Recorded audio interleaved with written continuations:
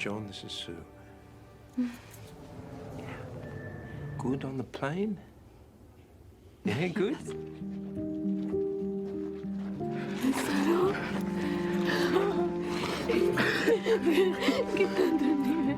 I'm sorry.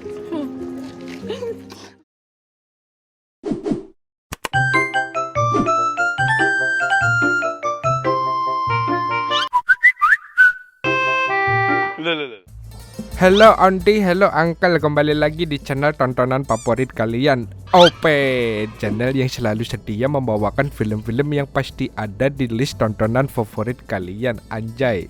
Oke, kali ini Emon bakal bawain film yang dirilis tahun 2016 dan berjudul Lion. Dan film ini tuh mendapat banyak sekali penghargaan dan menuai ulasan yang sangat-sangat positif di Rotten Tomatoes. Karena film ini dibuat berdasarkan kisah nyata seorang bocil 5 tahun yang terpisah ribuan mil dari keluarganya. Dan dia harus struggle sendirian sampai jadi gelandangan di negeri orang. Hingga akhirnya ia diadopsi oleh keluarga kaya raya di Australia. Dan film yang telah menyabet banyak penghargaan internasional ini dibintangi sama aktor muda kebanggaan India yaitu Dev Patel yang juga adu akting sama aktris Amerika Mbak Rooney Mara. Yang jelas selain bertabur visual, film ini juga mengandung bawang dan banyak pelajaran yang bisa kita ambil hikmahnya. Oke, daripada penasaran mending langsung kita mulai aja ceritanya. Tetap semangat buat kalian yang lagi berjuang, selamat nonton dan selamat maem.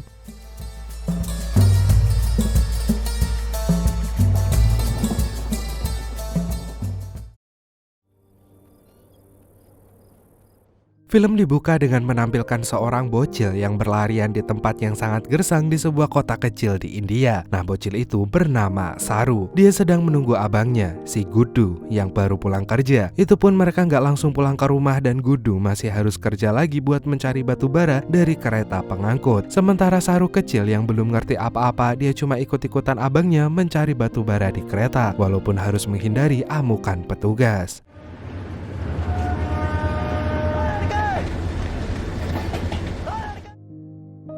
Berhubung Saru membantu abangnya, mereka kali ini bisa mendapat batu bara lebih banyak dari biasanya. Hasil dari penjualan batu bara itu bisa buat beli susu Boyolali yang dijual di pinggir jalan. Walaupun diam-diam Saru aslinya pengen banget beli jalebi, yaitu cemilan manis higienis khas India yang jadi favoritnya.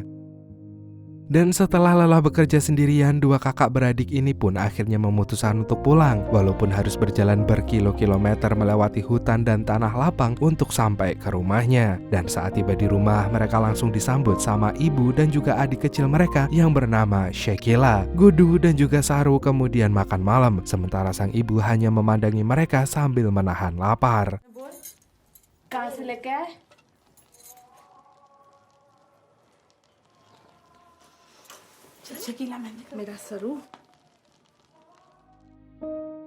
Berhubung kehidupan mereka serba kekurangan, Gudu sebagai anak sulung mau nggak mau harus bekerja keras untuk membantu sang ibu menghidupi keluarganya. Dan pagi-pagi buta, Gudu bangun tidur dan bersiap-siap kerja. Kali ini Gudu berjanji akan pulang setelah 1 minggu berada di perantauan. Saru yang tahu kalau abangnya mau pergi lama otomatis protes dan ngeyel pengen ikut.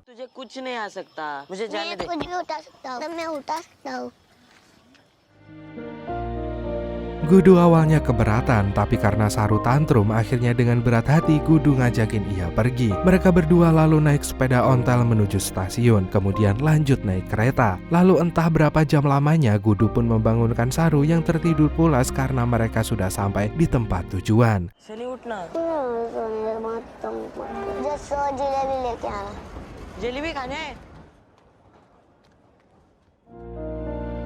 Saru yang tadinya tenang-tenang aja tidur di peron lama-lama merasa kalau stasiun ini sepi juga. Ia pun kemudian langsung bangun dan mencari-cari abangnya.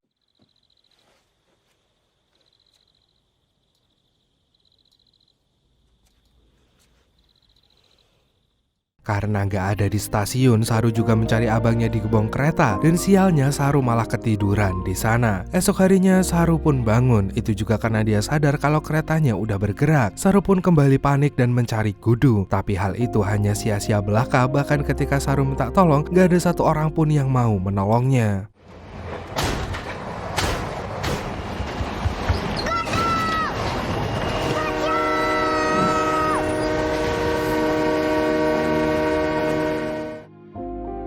Lama-lama Saru pun pasrah. Ia sendirian di kereta dan gak tahu jalan pulang. Ia sangat merindukan abangnya dan baru nyesel kenapa kemarin gak nurut sama kudu. Dan untuk menahan rasa lapar di perutnya, Saru cuma bisa makan dari makanan bekas penumpang yang ada di kereta. Dia nggak bisa turun karena yang ia tahu keretanya terus saja berjalan dan nggak pernah berhenti.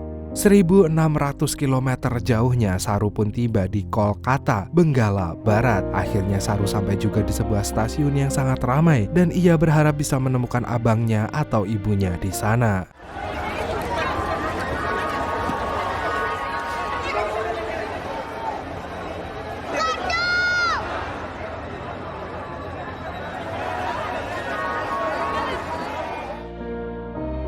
Saru yang malang ini pun menangis dan ingin pulang dengan menyebut alamat rumahnya. Sayangnya gak ada satu orang pun yang mengerti, bahkan langsung mengusirnya pergi.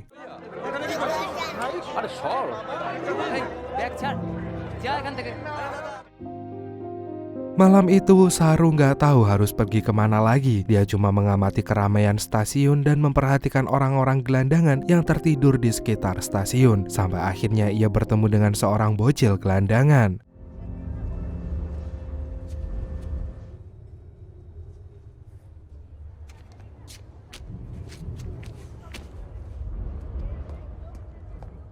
Tapi sialnya Saru juga nggak bisa tidur tenang karena baru beberapa detik ia memejamkan mata, tahu-tahu musuh bebuyutan anak pang dan gelandangan aka Satpol PP pun datang.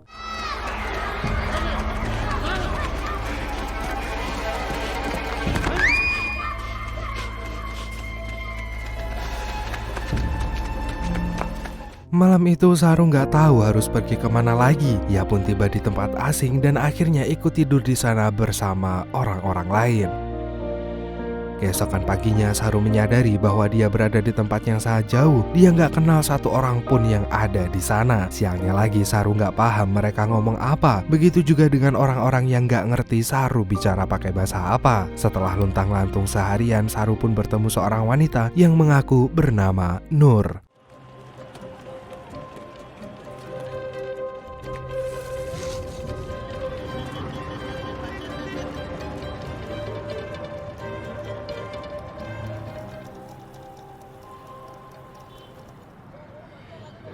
Hindi समझ में आता है? नहीं पता मुझे। फिर कैसे जाओगे? क्या नाम है तुम्हारा? सरू। Nur kemudian mengajak Saru ke rumahnya dan akhirnya dari Nur inilah kita semua baru tahu kalau Saru pakai bahasa Hindi, sedangkan orang-orang di sini memakai bahasa Bengali. Hal itulah yang menyebabkan orang-orang gak ngerti maksudnya Saru dan mengabaikan si Saru. Jadi for your information ya guys, dikutip dari situs thetravelwithlanguage.com, India merupakan negara yang menggunakan banyak sekali bahasa. Bahasa Hindi biasanya digunakan untuk daerah Delhi dan sekitarnya, sedangkan bahasa Bengali biasanya dipakai sama masyarakat kota Kolkata dan jadi bahasa nasionalnya Bangladesh. Jadi si Saru ini udah jauh banget dari rumahnya sampai di sana pun beda bahasa. Ya ampun, kasihan banget. Oke, kita lanjut. Selain ngajakin makan, Nur ini juga mandiin Saru. Ia tahu kalau bocil ini pasti udah berhari-hari di jalanan sampai badannya bau kencing lumba-lumba. Malam ini badan Saru sudah bersih dan wangi, perutnya juga sudah kenyang dan dia bisa tidur nyenyak di rumah Nur. Dan sebelum tidur, Nur bercerita kalau dia akan mempertemukan Saru dengan orang baik yang bernama Rama, yang katanya orang itu akan membantu Saru mencari ibunya. Dan benar aja, keesokan paginya sosok pria yang bernama Rama itu datang menemui si Saru. Dia mengaku datang dari jauh dan akan menolong Saru.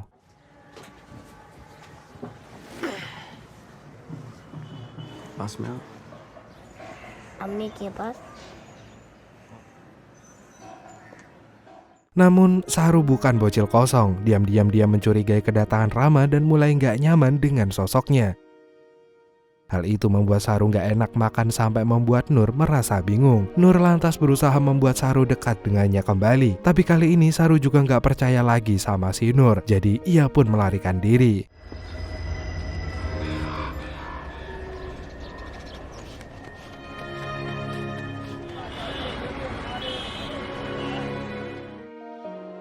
Setelah kabur dari rumahnya Nur, sekarang Saru resmi jadi penghuni jalanan. Tak terasa 2 bulan berlalu, Saru kini terpaksa jadi pemulung demi bisa bertahan hidup. Setiap hari Saru memilih dan memilah sampah untuk dijual buat beli makanan. Kini Saru udah nggak punya siapa-siapa lagi, hanya kesepian yang menemaninya. Di masa-masa terpuruknya itu, ia teringat kenangan dengan sang ibu yang sangat ia rindukan.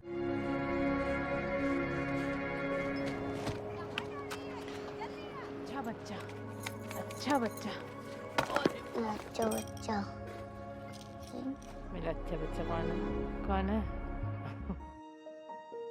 Siang ini Saru beristirahat di tepi jalan setelah bekerja menjadi kolektor sampah sejak pagi. Pada saat itulah dia menemukan mas-mas yang lagi ngopi di kafe dan mengamati gerak-geriknya.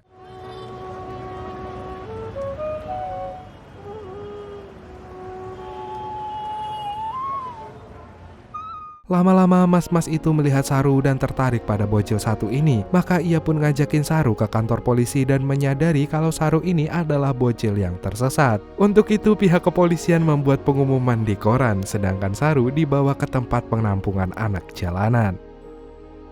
Dan di tempat itulah Saru pun disatukan bersama anak-anak jalanan yang lain. Ia pun akhirnya mendapatkan tempat tinggal, dirawat, dan diberi makanan dengan layak. Bahkan gak cuma itu, Saru juga diajari membaca dan juga mencopet.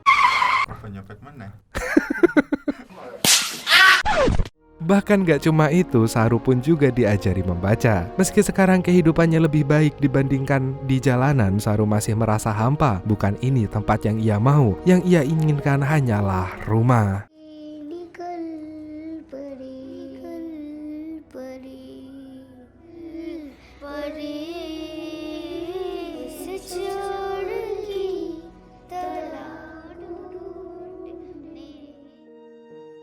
Lalu pada suatu pagi, Saru dibangunkan oleh petugas yang mempertemukannya dengan seorang wanita bernama Ibu Sud. Beliau ini memberitahu Saru bahwa pemerintah India telah menyebar pengumuman anak hilang ke seluruh wilayah. Namun sayangnya tidak ada satupun keluarga Saru yang mencarinya. Untuk itu dengan sangat terpaksa Ibu Sud akan mengajukan Saru kepada keluarga baru yang ingin merawatnya dan kini tinggal di Australia.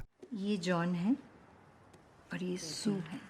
एक छोटा सा आइलैंड है जहाँ सब लोग बहुत अच्छे हैं। आप यहाँ नहीं रह सकते। आपने सच्ची में अम्मी का ढूंढा? सब जगह ढूंढा। Informasi ini membuat Saru merasa dilema. Sebagai bocil asli India, dia punya ketakutan meninggalkan tanah kelahirannya dan gak bisa salto lagi. Dia juga takut membayangkan seperti apa keluarga barunya di Australia nanti. Namun untungnya teman Saru pun menenangkannya dan meyakinkannya kalau Saru ini akan diadopsi oleh keluarga yang kaya raya dan juga baik hati. Akhirnya sebelum Saru dan beberapa anak lainnya diadopsi, Ibu Sud mengajari mereka bahasa Inggris terlebih dahulu. Dan malam itulah untuk pertama kalinya Saru merasa senang kembali dan siap memulai petualangan barunya. याद करो। इसको क्या बोलते हैं? Keesokan harinya, Saru didampingi oleh seorang wanita yang kita panggil aja dengan Mar, terbang dari India ke Australia. Dan beberapa jam kemudian, Saru pun akhirnya bertemu dengan orang tua angkatnya yang bernama John dan juga Sue.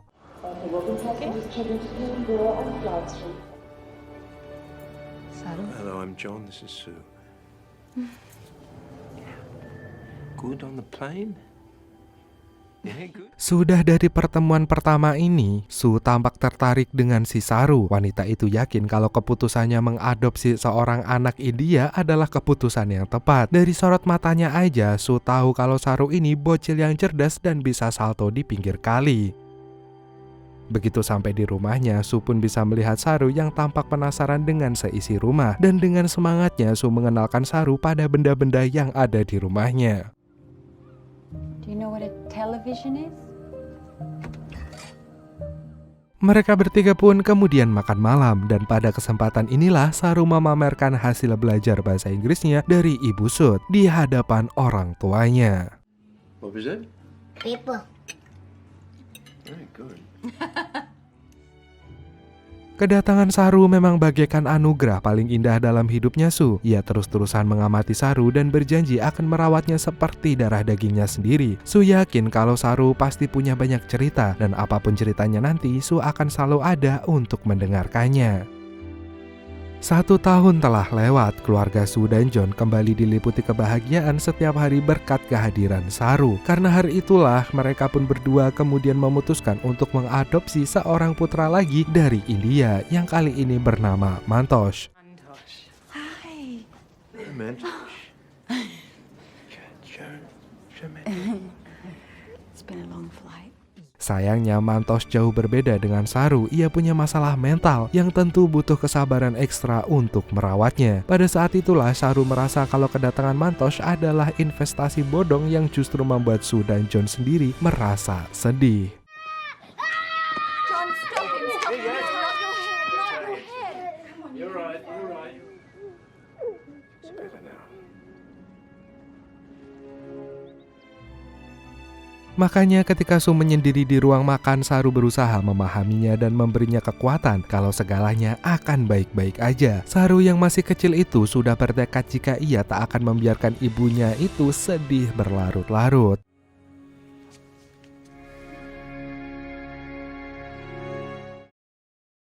20 tahun kemudian, Saru udah tumbuh menjadi pria dewasa yang lumayan ganteng, di mana keluarga John dan Su masih hangat seperti dulu. Namun kini Saru sudah pindah ke Melbourne dan cuma sesekali mengunjungi orang tua angkatnya itu untuk makan bersama. Dan acara keluarga ini sebenarnya sudah menjadi agenda rutin, tapi seperti biasa Mantosh tidak datang yang membuat Saru kesal. Namun meski begitu, Su selalu yakin kalau Mantosh pasti akan datang. Su selalu berharap kalau Mantosh juga bisa berbahagia bersama mereka, meskipun kenyataannya tidak. Saru yang tahu fakta ini langsung menemui Mantosh yang kini tinggal sendiri di sebuah villa terpencil. Awalnya dia datang mau menghajar si perindapan setep itu, namun niat jahatnya itu hilang begitu mendengar alasan Mantosh nggak datang ke rumah. More unhappy than you already do. Why do you think I stay away?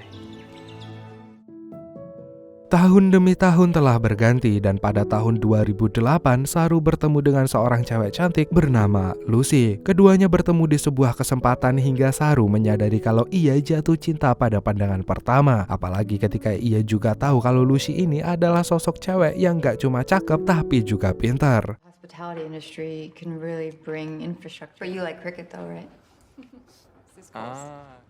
What else do you want to get out of it? Hubungan Saru dan Lucy pun berlanjut ke jenjang yang lebih serius. Mereka makin romantis hari demi hari. Lalu suatu hari mereka pergi ke rumah teman kampusnya yang berasal dari India. Temannya itu mengadakan syukuran khitanan. Tapi yang Saru nggak tahu adalah hal-hal yang berbau India di sana justru semakin mengingatkannya pada kampung halamannya. Puncaknya adalah ketika Saru tanpa sengaja membuka jalebi, cemilan kesukaannya dulu.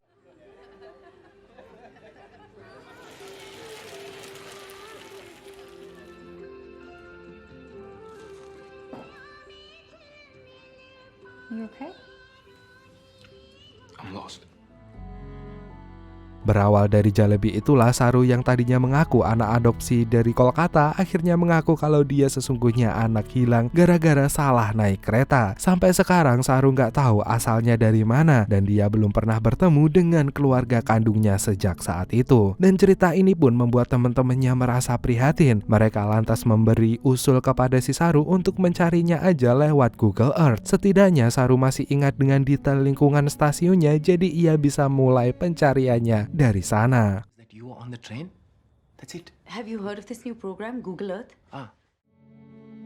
Sepulangnya dari sana, Lucy yang juga baru tahu dengan kisah hidup Saru ini pun menyarankan untuk mencoba ide temannya itu. Sebagai cewek yang udah nggak punya ibu, Lucy paham rasanya. Jadi sebelum semuanya terlambat, sebaiknya Saru mencoba menemukan keluarganya dulu. Tapi mencari sebuah stasiun yang alamatnya gak jelas itu sama saja mencari sebuah jarum di tumpukan jerami, alias susah banget. Jadi Saru gak yakin kalau dia bisa menemukan keluarganya hanya dari sisa ingatannya di masa kecil. Namun setelah mempertimbangkan saran Lucy, Saru pun mulai pencariannya.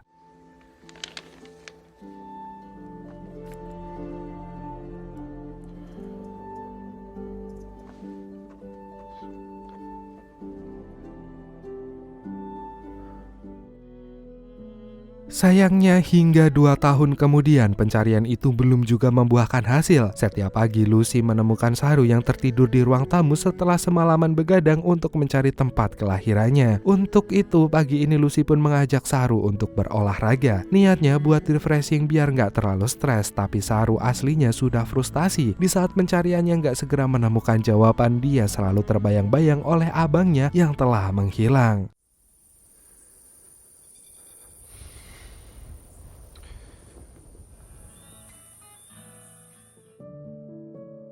Sore ini Saru pun ngajakin Lucy main ke rumah John dan juga Sue. Dengan senang hati Sue menerima kedatangan Lucy, dan dengan bangganya sang ibu menunjukkan pada Lucy kalau Saru ini adalah anak yang sangat baik dan juga cerdas. Malam ini adalah jadwal dinner bareng keluarga Saru seperti biasanya, dan pada kesempatan ini Lucy berniat memberitahu Sue dan juga John kalau Saru sekarang tengah mencari keluarga kandungnya, namun Saru melarangnya. I can barely get him off the couch these Lucy. days. Melihat Lucy yang gak jadi cerita, Sue pun penasaran, tapi topik itu langsung berubah ketika Mantosh yang biasanya absen malam ini ikutan dinner bareng. Sialnya Saru terlanjur bad mood, dan tanpa pikir panjang Saru tiba-tiba marah sama Mantosh yang gak tahu apa-apa, dan akhirnya malah bikin Mantosh kumat. Different. Hey, now, Saru.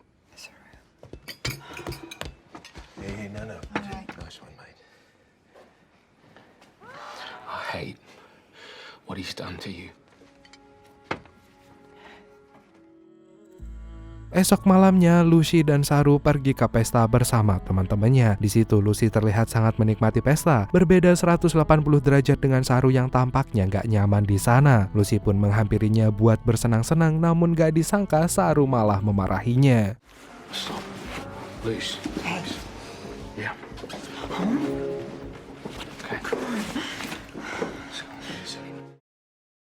Begitu Saru marah, Lucy akhirnya nggak tahan lagi. Dia pun menceritakan betapa capeknya jadi pacarnya Saru yang sekarang lebih sibuk dengan Google Earth. Lucy bilang kalau dia nggak bermaksud menyalahkan usaha Saru yang ingin menemukan keluarganya, tapi dia cuma ingin Saru juga meluangkan waktu untuk dirinya. Hingga Saru pun menyadari kesalahannya dan ia malah minta putus dengan Lucy.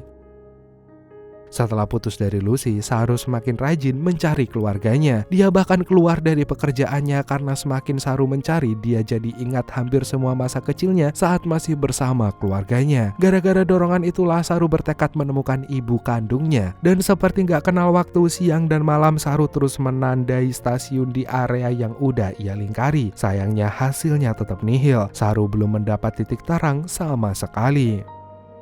Lalu pada suatu pagi yang sepi, John tiba-tiba mendatangi apartemen Saru dan memberi kabar kalau Mantosh baru aja kabur membawa perahunya. Gara-gara itu jugalah Sue jadi gak enak makan dan juga stres. Untuk itu John minta Saru supaya datang ke rumah karena Sue membutuhkannya. Tadinya Saru gak mau menemui ibu angkatnya, dia takut kalau Sue sakit hati. Sampai akhirnya Saru pun malah gak sengaja ketemu dengan Lucy. Dan pada pertemuan itulah Lucy memberi semangat kepada Saru untuk jujur aja kepada Sue, karena ia yakin kalau Sue pasti menerima alasan apapun dari Saru untuk mencari keluarganya. Akhirnya berbekal saran dari Lucy, sore ini pun Saru mendatangi Sue yang memang kelihatan sakit. Saru pun merasa bersalah. Dia sempat mengasihani Sue karena berpikir kalau Sue nggak bisa punya anak, sampai harus mengadopsi dirinya dengan Mantosh. Padahal aslinya Sue ini memang penganut child free. Sorry you couldn't have your own kids. We chose not to have kids. But to take a child that's suffering like you boys were. Malamnya setelah pulang dari rumah orang tua angkatnya, Saru semakin frustasi. Ia sudah menandai hampir semua stasiun dalam radius yang ia perkirakan, tapi semuanya kelihatan gak sesuai sama ingatannya. Yang selalu Saru ingat kalau stasiun waktu itu punya toren air penada hujan. Sampai akhirnya di tengah keputusasaannya itu, Saru membuat satu keputusan penting. Tiba-tiba aja ia berpikir untuk memperluas jangkauan pencariannya sambil menggali ingatannya akan kenangan masa kecilnya.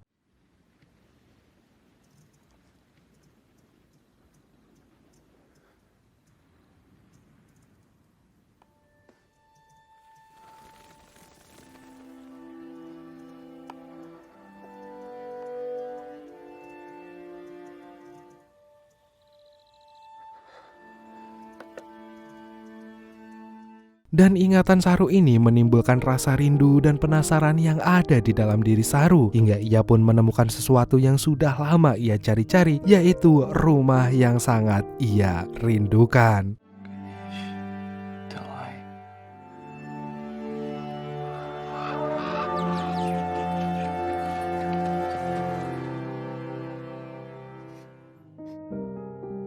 Esok pagi-pagi buta, Saru menemui Lucy. Dengan semangatnya, ia memberi kabar kalau ia sudah menemukan rumahnya dan dalam waktu dekat ia akan terbang ke India. Beberapa hari kemudian, Saru pun akhirnya berpamitan kepada Su. Benar seperti yang dikatakan oleh Lucy kalau Su menerima keputusan Saru. Bahkan Su mendoakan Saru supaya bisa bertemu dengan ibu kandungnya. Dan pada tahun 2012 Saru akhirnya memulai pencarian itu. Setelah menempuh perjalanan yang sangat jauh, Saru pun tiba di sebuah kota yang bernama Khandwa di India. Dia bahkan gak sabar untuk segera mencari keluarganya, dan dia mengawalinya dengan menelusuri pasar yang dulu sangat akrab di masa kecilnya.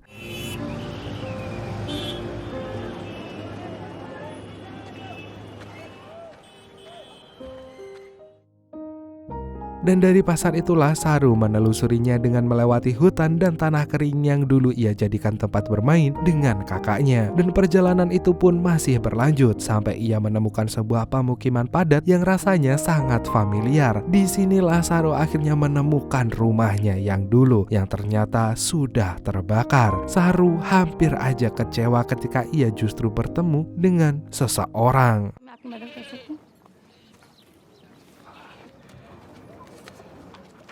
Sosok itu kelihatan bingung dan ia malah pergi lagi, yang juga membuat Saru heran. Namun ketika pria ini kembali, rasa penasaran Saru pun segera terjawab.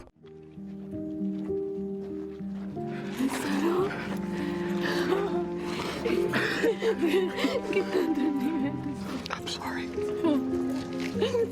Akhirnya setelah terpisah selama 25 tahun, Saru bisa bertemu lagi dengan sang ibu. Ia bahkan bertemu dengan adiknya, Sheikila, yang kini sudah dewasa. Namun sayang seribu sayang, Kudu yang selalu jadi panutan Saru rupanya sudah meninggoy gara-gara tertabrak kereta. Pertemuan Saru dengan ibu kandungnya ini memang sangat mengharukan. Tapi ajaibnya sang ibu kini telah merelakan Saru hidup bersama keluarga barunya. Sejak dulu sang ibu memang selalu yakin kalau putranya yang hilang itu masih hidup, dan siang ini keyakinan itu telah terjawab. Di sisa hari itu, Saru pun mengenang ingatan masa kecilnya bersama Kudu di rel kereta. Perjalanan hidup Saru yang penuh lika-liku ini akhirnya membuat Saru sadar kalau nama aslinya bukanlah Saru, melainkan Sheru, yang artinya adalah singa. Dan cerita ini pun kemudian ia tulis dalam sebuah buku berjudul A Long Way Home, yang mengisahkan tentang perjalanan hidupnya dari saat dia masih jadi bocil miskin di India hingga dia diadopsi oleh keluarga kaya di Australia. Kisah itu juga menggambarkan usaha Saru ketika mencari keluarga aslinya di India setelah ia menghilang selama 25 tahun.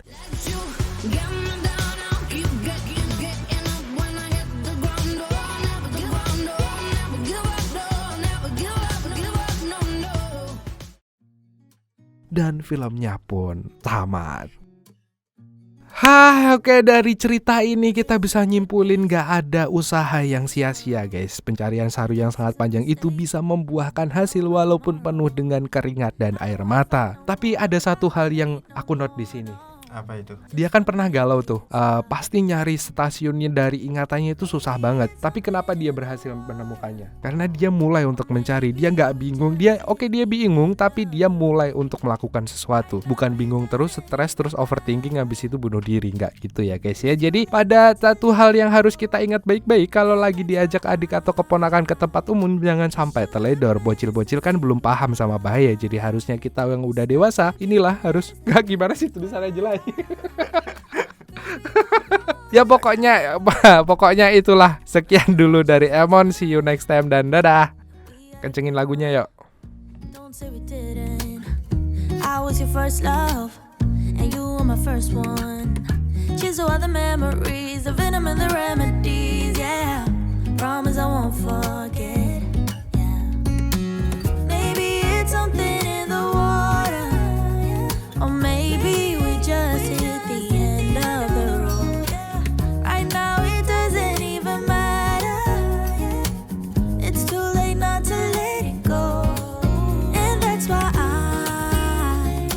wish you